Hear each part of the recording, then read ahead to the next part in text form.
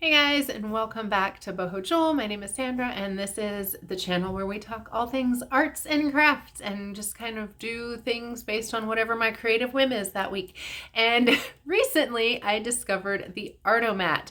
So if you guys have not heard of this, I've done a couple other videos, maybe just one other video, not sure. But the Artomat, I printed up the information sheet. It's basically this guy in Winston-Salem, North Carolina, took these old-timey cigarette machines, like the pull knob kind, and then turned it into vending machines for little pieces of artwork. And I was like, this is so cool. I actually found out about it at the last craft show I did, and ladies shared it with me because they saw all of my little artist trading cards, and I was like, well, let me look into this. This looks like fun. And was super excited about it. And then hashtag ADHD, kind of forgot that I was doing it. So last weekend, my kid and I were out and about, and we were thrift shopping, and we ended up in a store we haven't been in yet, Reconsidered Goods in Greensboro. Highly recommend if you like vintage things and retro things and slightly loved things, and lots of random craft supplies. Go check it out.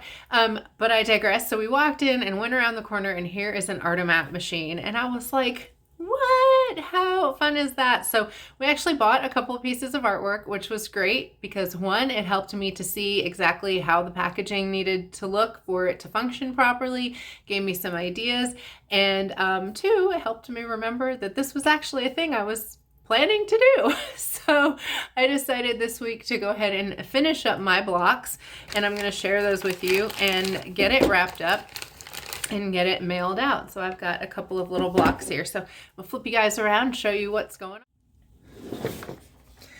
So if this is something you decide you want to do, the first thing that I would recommend is purchasing the kit.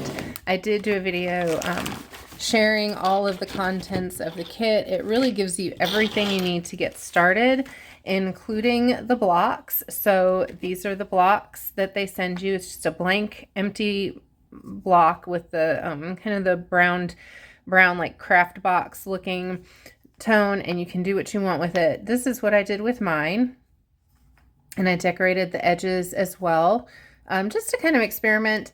They do ask that you have your information, your contact information with each one. So I just printed this up on my computer, printed it out, and glued it on there. It seems to be holding pretty well.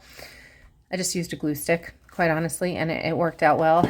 But I just put my name, of course, and then Instagram, so people, if they purchase it, can find me on Instagram, tag it, and be like, look, I live in California now, or whatever.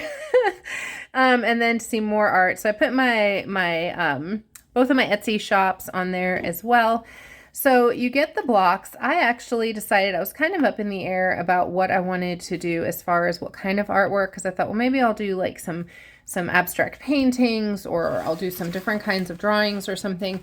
And I ultimately decided to go with these sort of line drawings that I've been doing for a while for a couple of reasons. One, I'm working on some other projects right now, and I'm trying to kind of focus on those, a couple of personal projects, a couple of other projects. And so, I'm putting a lot of creative energy into that.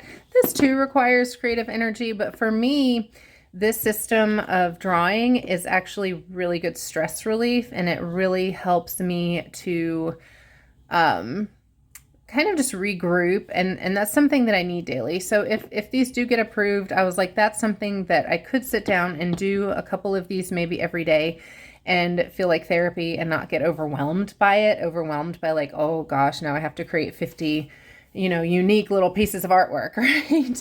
So the blocks are there. If you have small sculptures or jewelry, the kit also has the boxes, so you can fit your stuff in there. Kind of a fun idea, something I might try down the road. We'll see how this whole thing goes. Then it also has the acetate. So I'm going to go ahead and wrap the acetate around these while I'm chatting with you. So the acetate helps to get it to slide out of the machine, right? So I'm going to tape this together. So what you have to do is, once you have the kit, once you have your supplies, you're going to obviously create, these are the prototypes, decide what you want to do, and then it has to get mailed off for approval. So Make sure this is nice and snug. They do require, oh, come back here, clear tape for this. That is one of the rules. I completely missed. Got the glare of the sun. Well, that was embarrassing. Let's try that again, shall we? There we go. So once you have your stuff ready, you send it, so here, blah, blah, blah, blah, blah. What am I talking about? All right, so this I printed up just to have all of the guidelines printed up, and so that I would know exactly what was required and what I needed to do. I highlighted things so that I wouldn't forget. I have the address right here. So I'm going to send both of these. I don't know if they would want both of them, but I figured since some of mine are going to be black and white and some of them are going to be in color, might be a good example. Once you send your prototype off, it goes into an archive. So you don't get these back, apparently, and they keep them.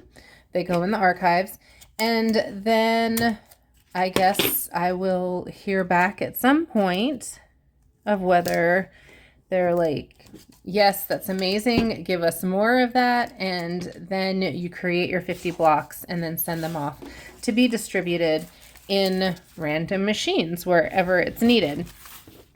You do also have to fill out the submission form. So here's my submission form all filled out, and to create the 2-inch placard that goes on the machine.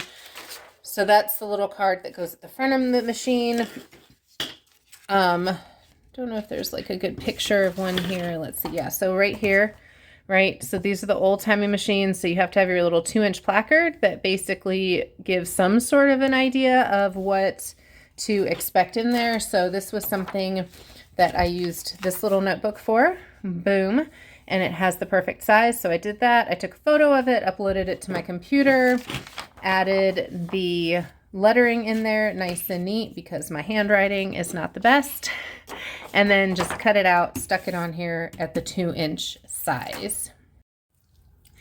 So I have my blocks ready to go. I have my submission form ready to go. I'm going to grab an envelope, get on Pirate Ship, print out the address label, the postage label, and get it in the mail today. My cat is wobbling the table again. She is so invasive. Like, she's so nosy. Sorry. Trying to hold the table still now. Not distracted at all. Anyway, I'm going to try to get it in the mail today on my way to the grocery store. And hopefully, I don't know how long it's going to take to hear back. If I got approved or not approved, and then I will keep you guys posted. If I don't, that'll be kind of sad and embarrassing and a bit of a bummer. And if I do, I will continue to take you on the journey with me and show you the next steps of what's happening and where everything's going. So you guys let me know in the comments if you have ever had any artwork in an Artomat, or if you have purchased any of these little cuties, if you have any. It's definitely a fun experience.